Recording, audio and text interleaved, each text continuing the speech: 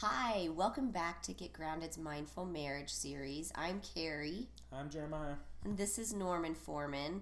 Today we wanted to talk to you guys about what to do when disagreements rise to the level of anger and they rise to the level where they're not functional. You're not communicating, things aren't coming out the way they should be coming out. It's pretty common for me because I'm not a good arguer and I don't think things through or think about the other person's motivation as much. I just try to push back a little bit, and it can escalate an argument pretty quickly. So, a tool that works really great for us is the timeout contract. And today we're going to teach you guys how to come up with the rules of a timeout contract, how to draw that up, and what that looks like in real life. Using timeouts in arguments actually helps to build trust because every time you return from a timeout, you are confirming your commitment to the relationship. It's super important that the idea of the timeout is understood and agreed to beforehand by both people, and that both of you come together on what the signal is going to be. Because the big timeout sign was almost created more anger, more aggression. I tried to throw it in once after we had hinted at using this method, and if the other person isn't ready for it, it almost escalated it. I think it did escalate it because instantly I was like, oh no, I brought this idea. You're not going to tell me to take a timeout. And we hadn't come up with the contract or anything. So it's important that you come together on it. Everybody agrees on the pieces of the contract and that you sign the contract. That's a good show of both of you being involved. So when either person becomes aware that the anger has risen to the point where it's interfering with the discussion, then they use the signal. Jer and I's signal is just, I need a timeout. And Subtle. yeah. And the other person has to agree to that timeout. It's just a show of respect. It's a show of love. It's the whole what would love do? Well, what love would do is they would allow that other person to take a timeout before they say something that they regret. Once that sign is made or said, then all communication should stop right then. Both people, by prior agreement, are obligated to stop talking. That's not an easy thing to do because sometimes you're so heated, you so want to get your point across that it's really hard to just stop because you feel like, at least Jer, feels like often that he's going to forget what he wants to say. Yes, when we are arguing, I get filibustered. So the points that I want to make in retrospect to what she has said, by the time she gets done, often I've forgotten what that point was because there's something else I need to address in the conversation. But the timeout works so well because she understands that I process a conversation slower and I'm not as quick-tongued as she is.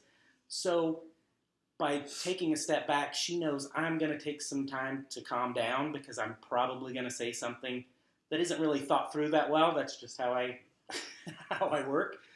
And the timeout gives me time to think about what we're discussing, think about the cause of that, and usually she knows I'm going to come back with a little bit of a tail between my legs because I know I've probably said something I shouldn't. For the record, it's not just my husband that needs longer times to process. There's actually neuroscience behind the fact that men actually take longer to process than women. Now, some of you women are like, yeah, no joke. But I was actually kind of surprised by that. Jeremiah has always needed a longer time. When we get into an argument, as soon as we're done, I'm done. I'm ready to hug, kiss, get over it, move forward. He needs time to warm back up to me. And that felt like a role reversal to me, but it's actually not. There is neuroscience behind the fact that men take longer to process. So this timeout really assists with that. A big important part of the timeout contract is the moment that timeout is called, there should be no last words, no parting shots, no mocking, no belittling the person who called the timeout.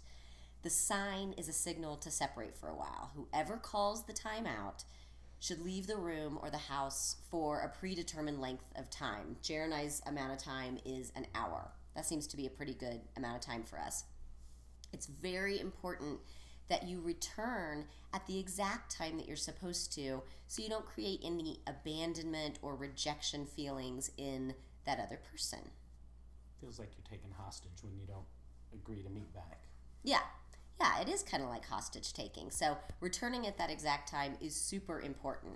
Now, the things that are acceptable to do during that period of timeout, Jer and I chose to exercise, to do something constructive. I process better when I'm walking or hiking. I either go to the gym or take the dogs for a walk.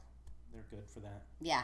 So the things that you shouldn't do is use drugs or alcohol. You shouldn't call your family and friends to vent about the issue. Don't let the feelings and the thoughts ruminate, and don't perseverate on them, because then they get bigger and your feelings get more and more angry. Go within. Bring in some self-awareness, some accountability, some empathy to it, so that you can see maybe where you could have chosen a different path. It's also important to not rehearse what you're going to say when you get back. Really just use that time to be mindful of what's coming up for you. Notice what's coming up and be curious of the route, just like in your mindfulness sitting practice that you do. I also would suggest that you not zone out on your phone, zone out on TV or computer or anything like that. Really use this time wisely. Use it to make sure that you're operating out of wise mind, not emotional mind, not purely rational mind, just wise mind. When you return and you come back together, check in with the other person. See how they're feeling. See what they're thinking. And find out whether both of you are ready to return to a cooler discussion of the conflict. If you're not, take another time out. Take a longer period of time. It really just depends on you and your partner. If you are, then do so. Start your conversation again. Taking a time out does not mean that the matter is settled and that everything's okay. It just means that the anger is now under control again. I suggest that you put your timeout contract in writing. Create a signature line and a date. Make sure it's something that the two of you came to in combination with each other. Because you both need different things from that timeout. For sure. Thanks for joining us. We'll see you next time on Get Grounded's Mindful Marriage series. But so the good idea, it's a good idea To accept another person who doesn't think you're right all the time.